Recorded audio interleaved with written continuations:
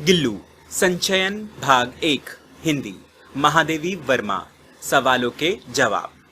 बोध प्रश्न। पहला, सोन जूही में लगी पीली कली को देखकर लेखिका के मन में कौन से विचार उमड़ने लगे? उत्तर, सोन जूही में लगी पीली कली को देखकर लेखिका के मन में छोटे से जीव गिलहरी की याद आ गई जिसे वह गिल्लू कहती थी।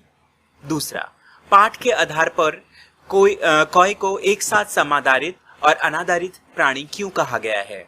उत्तर, कौए को समाधारित इसलिए कहा गया है क्योंकि वह छत पर बैठकर अपनी आवाज से प्रियजनों के आने की सूचना देता है। प्रतिपक्ष में लोग इसे आदर से बुलाकर भोजन देते हैं। इसे अनाधारित इसलिए कहा गया है क्योंकि इसकी आवाज बहुत कड़वी होती है।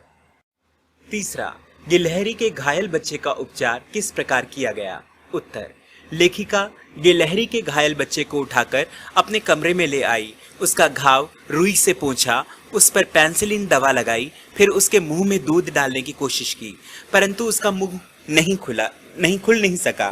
कई घंटे के उपचार के बाद उसने एक बूंद पानी पिया। 3 दिन के बाद उसने आंखें खोली और धीरे धीरे स्वस्थ हुआ। चौथा, लेखिका का ध्यान आकर्षित करने के लिए गिल्लू क्या करता था? उत्तर, लेखिका का ध्यान आकर्षित करने के लिए गिल्लू उनके पैरों के पास आकर खेलता, फिर सर से पर्दे पर चढ़ जाता, फिर उसी तेजी से उतरता। वह इसी तरह भाग दौड़ करता रहता जब तक लेखिका उसे पकड़ने के लिए उठ न जाती। पांचवा, गिल्लू को मुक्त करने की आवश्यकता क्यों समझी गई और उसके लिए लेखिका ने क्या उपाय किया? उत्तर, बाहर की गिलहरियां खिड़की के जाली के पास बैठकर चिक चिक करती। उन्हें देखकर गिल्लू उनके पास आकर बैठ जाता।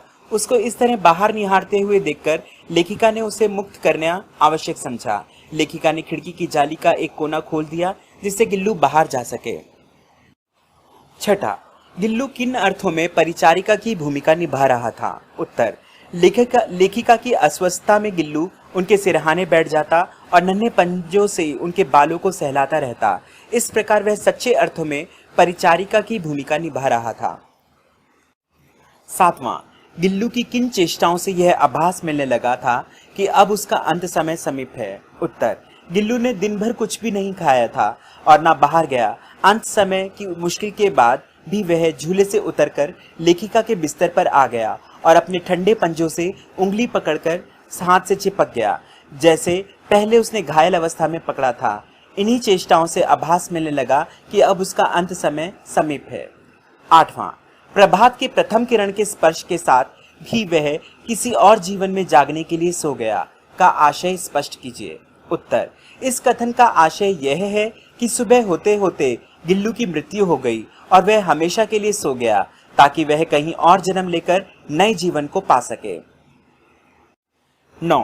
सोन जूही की लता के नीचे बनी गिल्लू की समाधि से लेखिका के मन में किस विश्वास का जन्म होता है? उत्तर, सोन जूही की लता के नीचे गिल्लू की समाधि बनाई गई क्योंकि यह लता गिल्लू को बहुत पसंद थी और साथ ही लेखिका को विश्वास था कि इस छोटे से जीव को इस बेल पर लगे फूल के रूप में देखेगी।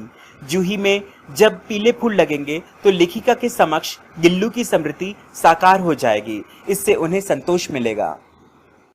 If you like the video, don't forget to press the like button and subscribe the channel for more videos. Thank you.